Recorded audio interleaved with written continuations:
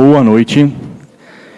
Eu queria te convidar a permanecer nesse espírito, de ter dito para Deus que você precisa dele, que você se derrama. E eu não tenho dúvida que quando nós chegamos assim diante do nosso Deus, Ele não nos deixa sair daquele lugar do mesmo jeito. Então, meu convite ainda é, permanece assim, dizendo: Senhor, eu preciso que Tu fales.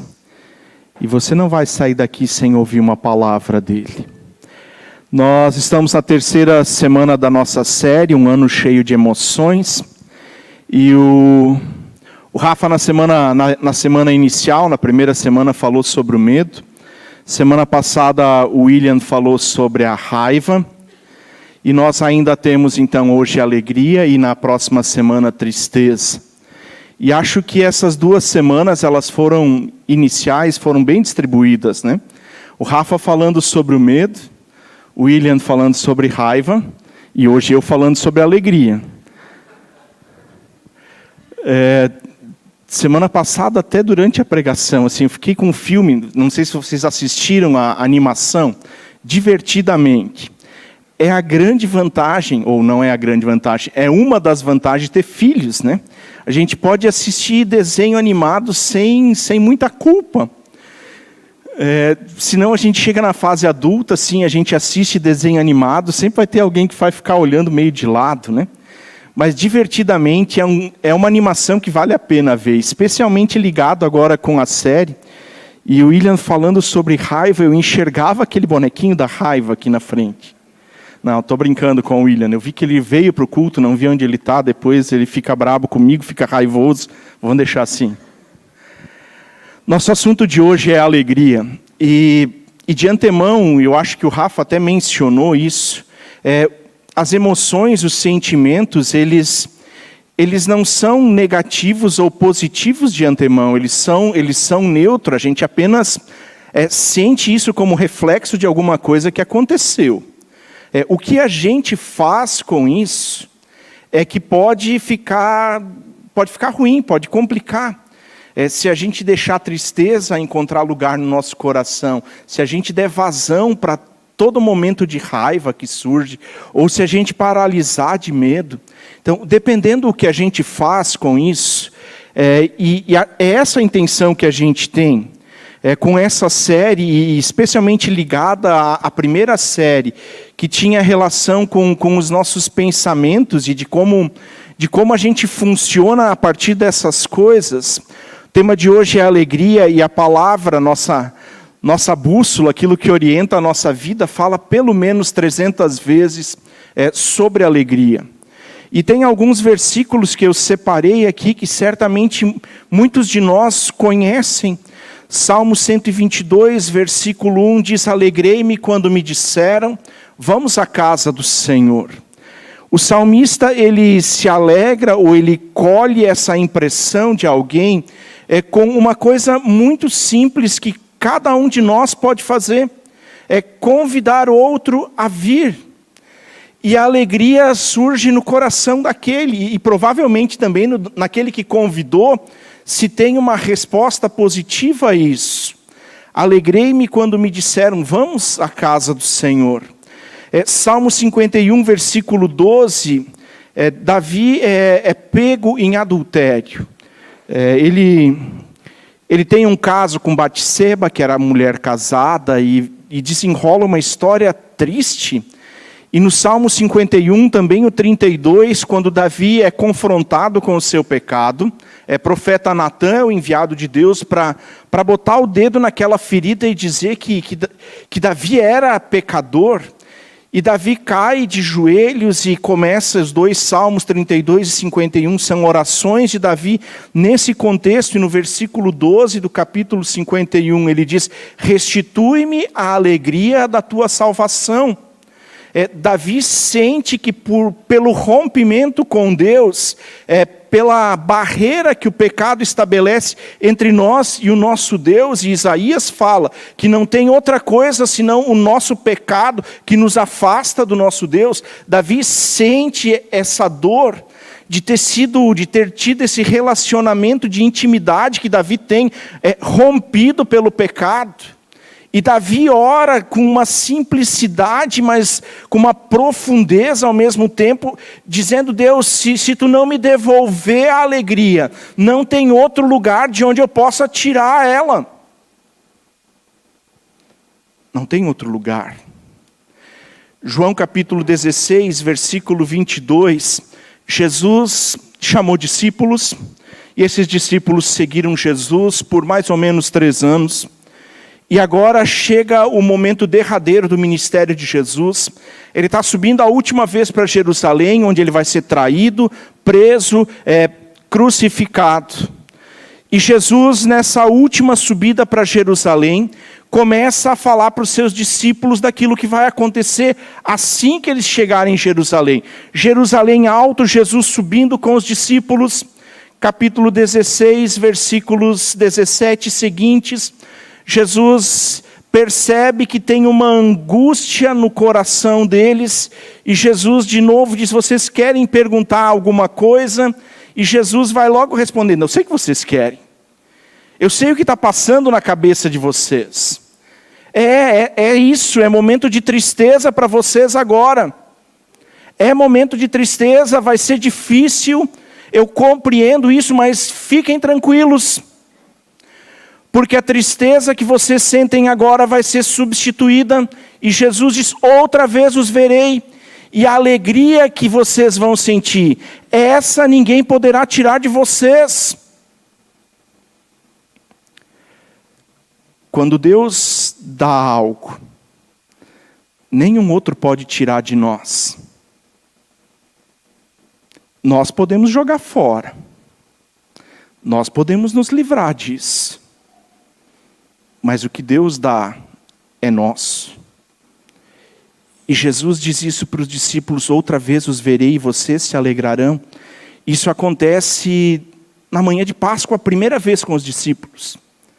Jesus morre crucificado, Jesus é sepultado, mas a morte não tem a última palavra, e Jesus volta, se coloca entre os discípulos, e eles veem Jesus mais uma vez. E a gente não consegue medir, a nossa imaginação, ela nos limita nisso, e a gente não consegue compreender como isso pode ter acontecido, a reação dos discípulos. Mas tem mais uma vez que os discípulos vão ver Jesus, porque ele também prometeu. Nessa mesma conversa, capítulo 14 de João, está dentro desse contexto, a partir de 13, Jesus está falando da sua morte. E Jesus diz: eu sou o caminho. Estou indo preparar lugar. Gálatas capítulo 5, versículo 22, o apóstolo Paulo diz que o fruto do Espírito é amor, alegria, e vai descrevendo as outras partes. Fruto é algo que uma árvore não faz força para produzir. É da genética dela. E ela sendo saudável, o fruto nasce. Alegria é fruto, é a ação do nosso Deus em nós. Eu poderia ficar citando mais, eu citei 5, eu poderia citar os outros 295 versículos que falam de alegria. Ano cheio de emoções. A alegria pode ser uma marca da nossa vida. Atos 2, 46, quando fala da igreja que surge logo depois de Pentecostes, diz que essa igreja tinha alguns diferenciais, e quando esse povo se reunia, tinha alguma coisa diferente ali. Eles viviam essa alegria, agora não de maneira individual apenas, mas a comunidade que se reunia, ela era conhecida como um lugar de alegria. Eu quero ainda, e esse é o texto que nós vamos usar um pouquinho mais, Filipenses capítulo 4, versículo 4, ele está aí na projeção também. Alegrem-se sempre no Senhor, novamente direi, alegrem-se. O apóstolo Paulo, ele escreve essa carta para a igreja de Filipos. A carta é conhecida como carta da alegria. E curiosamente, Paulo escreve essa carta quando ele está preso em Roma. A última vez que Paulo foi preso, ele morreu martirizado em Roma, ele não sai mais de lá.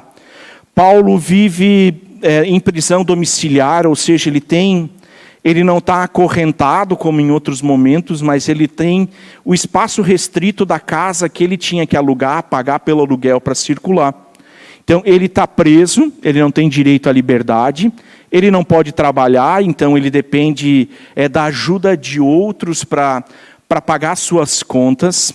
Ele está percebendo que em Roma as coisas estão cada vez mais complicadas, e ele nunca diz isso dessa maneira. Paulo sempre, nas cartas, mostra a expectativa de poder sair de novo e continuar com o processo de expansão da igreja que ele fez de maneira muito bonita.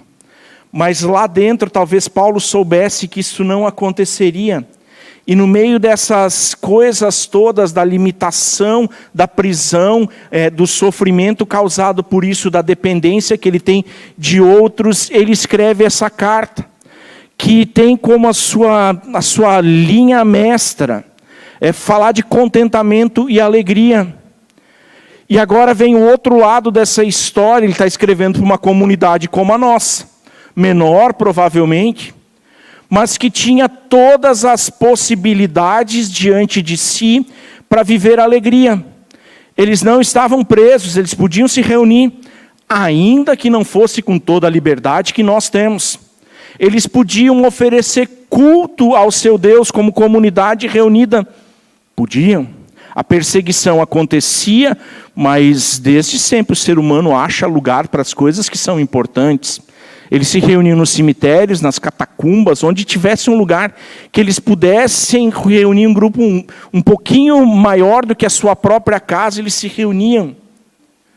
Eles tinham toda a liberdade, eles tinham tudo aquilo que Paulo não tem mais. E Paulo tem que escrever para essa comunidade usando um imperativo, dizendo: alegrem-se. Ele não está escrevendo: bom, se a vida de vocês estiver tudo bem, resolvida, dinheiro na poupança para as eventualidades, os salários garante sustento, tudo bem nas relações familiares. Se tudo isso estiver bem, quem sabe, vocês demonstrem um pouquinho de alegria.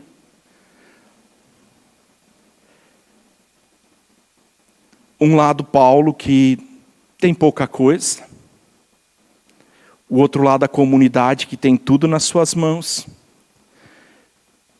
Um deles está alegre mesmo na prisão, e é capaz e ousado para dizer para os outros: o que aconteceu com vocês?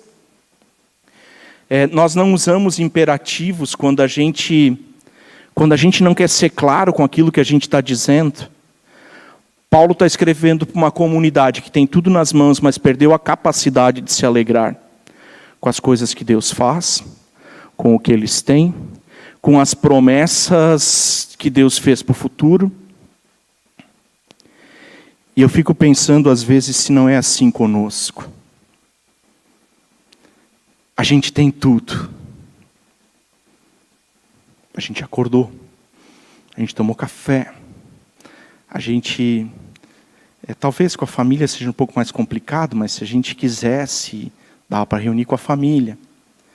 A gente almoçou, a gente fez o que quis hoje à tarde. A gente está aqui. E a gente consegue, de repente, só ver as coisas que não funcionaram. Alegria é parte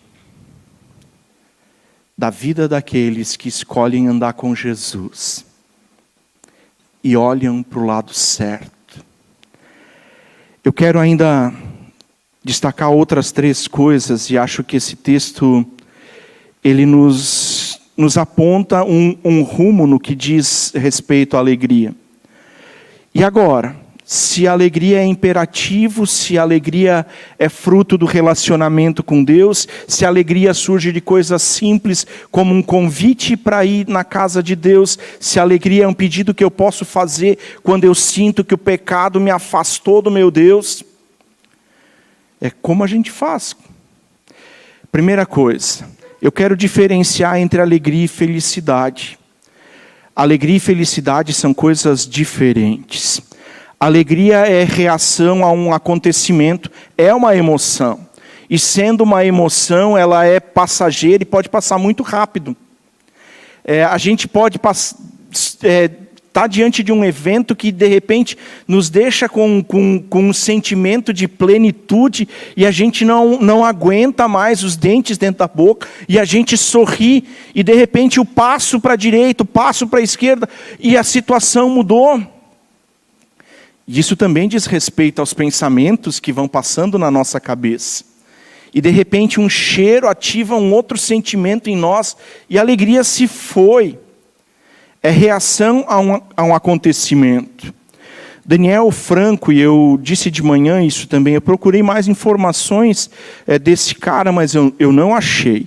Eu achei dentro de um blog do Pão de Açúcar, num treinamento da equipe do Pão de Açúcar, da rede de supermercados, esse cara falando, eu não sei o que ele é da vida. Eu sei que ali ele trabalhou com desenvolvimento de pessoas para o Pão de Açúcar. E ele diz assim, alegria é um sentimento momentâneo de contentamento. Felicidade é um estado de espírito constante, construído por atitudes. Nem sempre o que nos causa alegria também trará felicidade a longo prazo. A busca por alegrias passageiras pode estar te distanciando de ser uma pessoa realmente feliz. E acho que é um pouco do nosso tempo isso, a gente busca tanta coisa que nos dá essa descarga de adrenalina e a gente esquece de algumas coisas básicas e de repente a gente acha que a alegria só vai surgir nos grandes eventos da nossa vida. E a vida vai passando no cotidiano e a gente não encontra mais contentamento, a gente não encontra mais a mão de Deus se movendo ao nosso redor, para a gente perceber que há sim, nas nossas rotinas, nas coisas do nosso dia, intervenção divina que deveria gerar em nós alegria. Felicidade é algo que se constrói pouco a pouco, ainda Daniel Franco falando, com base nas decisões que tomamos e seus desdobramentos. Uma outra pessoa que eu li, ela estava escrevendo num site de uma comunidade católica falando dos retiros de carnaval agora. E eu não sei quantos jovens estão em São Bento, mas tem alguns deles lá. Quando a gente era jovem também participava dessas coisas, podia dormir no chão. Hoje não dá mais para dormir no chão, porque dormindo na minha cama eu acordo, dói as costas e o braço, e às vezes o braço já nem... Não, estou exagerando, isso não acontece ainda. Retiros de carnaval, e ela diz, é um excelente momento para a gente ter umas descargas de alegria quando o povo de Deus se reúne. A psicóloga é Cananda Sheila Silva Costa, e ela diz, alegria é uma emoção, assim como a tristeza, medo, e como emoções são voláteis. Isso é próprio do sentimento, é passageiro, não é um estado, passa. Já a felicidade é um estado que contempla todos os outros sentimentos, é um estado da alma. Alegria é uma emoção, não pode ser planejada. E eu tentei exemplificar isso para diferenciar entre alegria e felicidade hoje de manhã. E para mim, eu sou desde não sei quando frequentador de estádio de futebol. Morávamos perto de Porto Alegre, tinha acesso ao melhor estádio de Porto Alegre. Não é mais o mesmo, hoje nós temos um novo estádio, a gente também já foi lá como família, mas eu não vou falar do time. Eu só não uso vermelho. E eu fiquei pensando que algumas dessas vezes que eu fui para o estádio, a vida estava bagunçada. Dívidas no cartão de crédito, ia vencer, mas a gente fala, bota mais uma coisinha no cartão. Relacionamento com família não estava bom. Relacionamento com Deus bem duvidoso. E de repente tinha jogo no domingo. E a gente ia ou com um ônibus, porque saía ônibus de lá para ir para os Jogos de Três Coroas, ou arrumava mais um ou dois e ia de carro. E chegava no estádio e as coisas que não geravam felicidade, constância, contentamento na minha vida e na dos outros, continuavam com a gente. E a gente entrava no estádio, e eu peguei épocas onde o meu time era o melhor do país. Hoje não é. E a gente entrava no estádio sabendo que a qualquer momento sairia um gol do Grêmio. Eu não ia falar do nome. Desculpa, foi um ato falho agora. E dava o gol e eu não gosto de abraço, a maioria de vocês sabe disso. E de repente eu saía um pouquinho para o lado porque tinha alguém ali abraçando quem estivesse perto. Aqueles marmanjo barbado, suado, porque no Olímpico a gente ficava no sol. E eles vinham para abraçar um ao outro. Eu disse, jamais. Minha vida está ruim o suficiente sem esse abraço.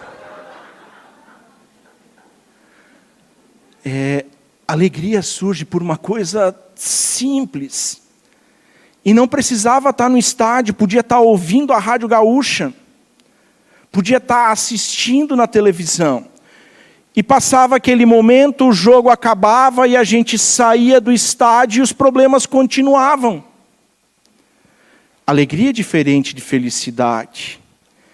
Alegria acontece no nosso dia algumas vezes. Acontecem coisas que deveriam nos alegrar. Segunda coisa. Alegria vem por alguma coisa que nós recebemos. Ela não pode ser planejada, ela não tem muito como a gente prever isso, mas ela sempre acontece como reação a alguma coisa que a gente ganhou, alguma coisa que a gente viu, alguma coisa que que nos surpreendeu positivamente. E eu quero contar a história de Neemias. Esdras e Neemias contam a história da volta do povo de Israel do cativeiro da Babilônia. Eles foram escravizados, Babilônia destruiu Jerusalém, e agora passam 70 anos e eles começam a voltar para Jerusalém. O texto específico disso é Neemias capítulo 8, e a gente sabe, Neemias depois desse acontecimento também traz um versículo sobre a alegria que a gente conhece. A alegria do Senhor é a nossa força.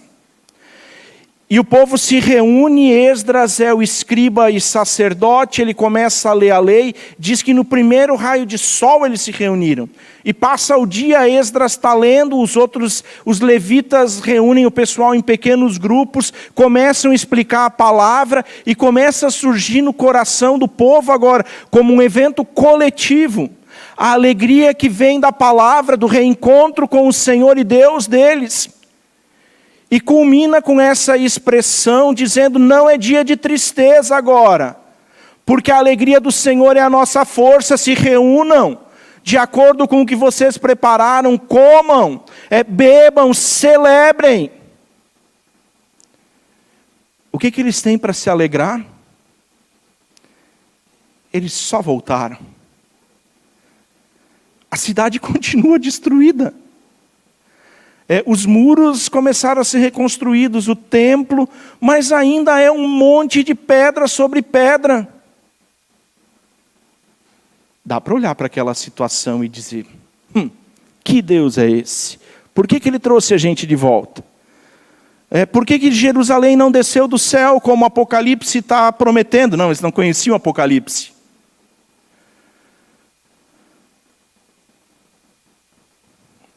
A alegria vem por algo que nós recebemos.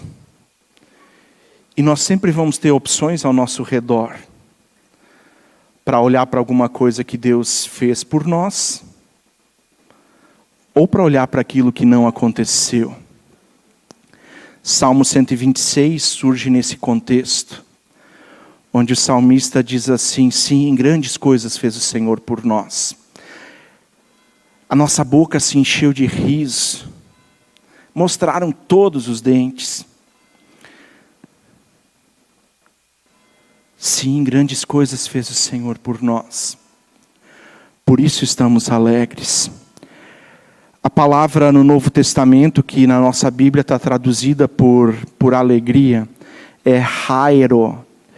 E no texto de Paulo, agora aos Filipenses, é hairite, porque é um imperativo, como eu disse antes. E a palavra hairo, hairete, todas essas raízes, elas vêm da mesma palavra que a gente traduz por graça, que é charis. O grego reconhece que a alegria surge por algo que a gente recebeu. Talvez até tenha relação com as conquistas da gente, porque isso também nos dá contentamento, alegria. Mas a palavra diz respeito a algo que é dado, algo que nos surpreende, e a nossa única reação diante disso é contentamento, é júbilo, é alegria. A alegria não pode ser planejada. Ela vem por algo que nós recebemos. É fruto de uma surpresa positiva, de satisfação, de contentamento, e muitas vezes a alegria vai se confundir com louvor, porque nós também só louvamos, só adoramos o nosso Deus quando nós reconhecemos quem Ele é e o que Ele faz por nós.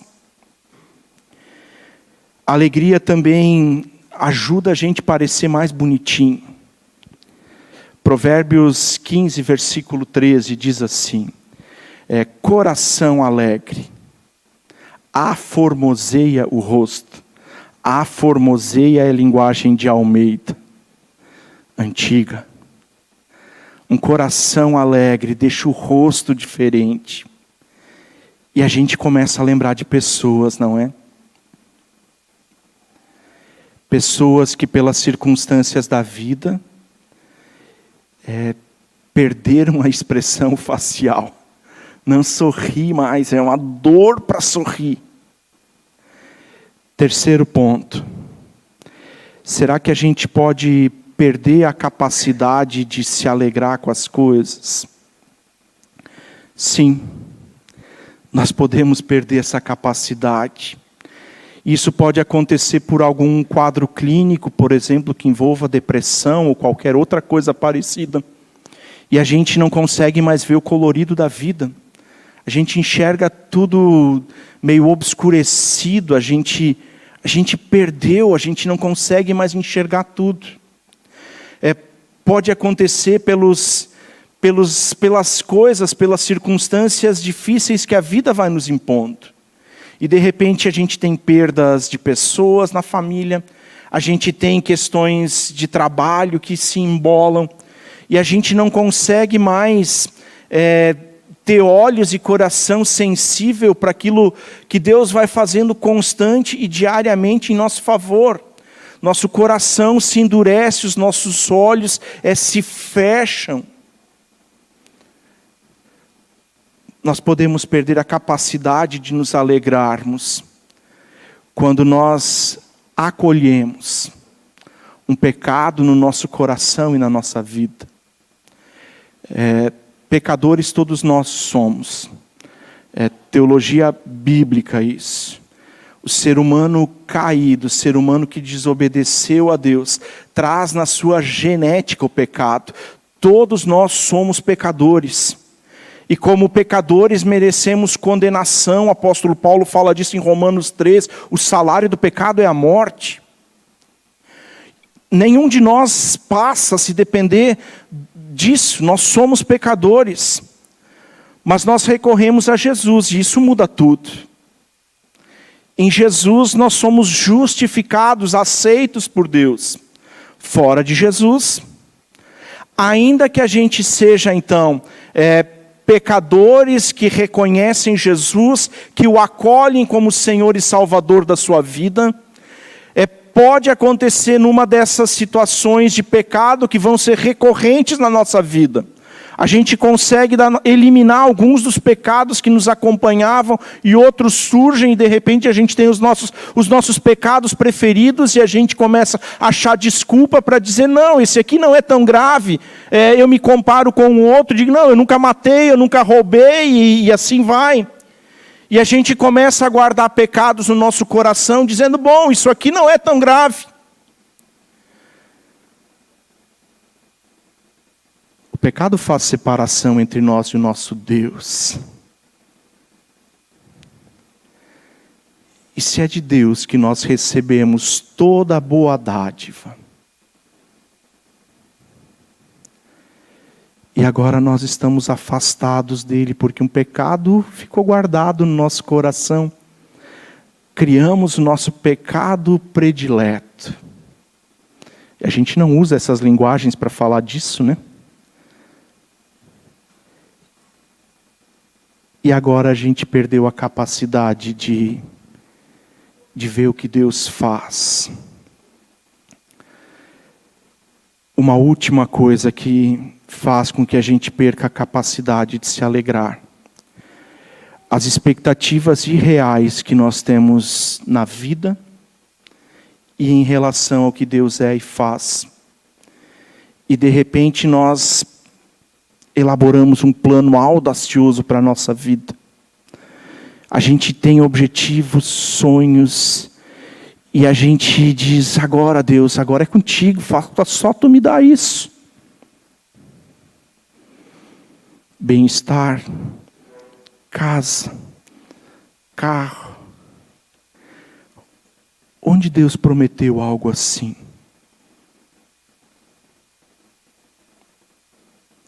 E eu não estou dizendo que Ele não pode dar. E Ele dá, a gente é prova disso. Mas Ele não prometeu que você teria a melhor casa da cidade.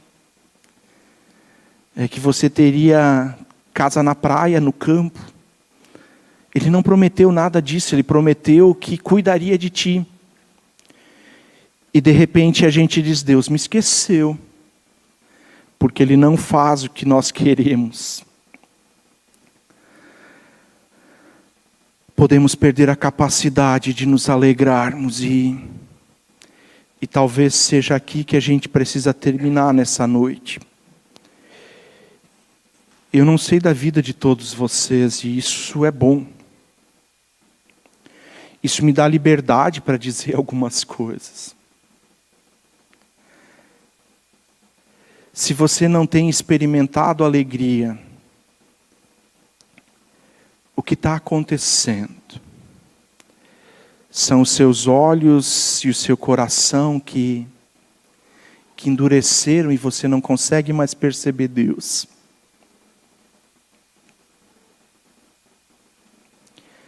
Você criou em algum momento da sua vida uma expectativa irreal a respeito de Deus e do que Ele quer fazer contigo.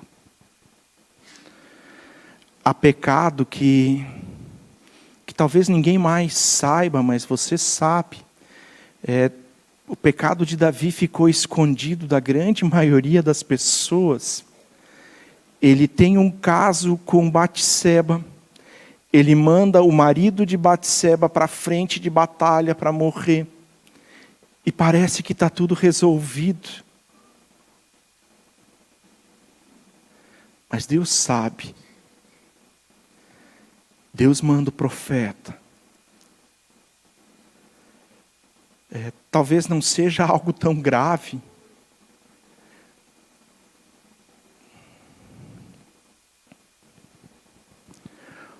Ou do contrário disso. Você tem encontrado nesse dia motivos de alegria? Essa semana?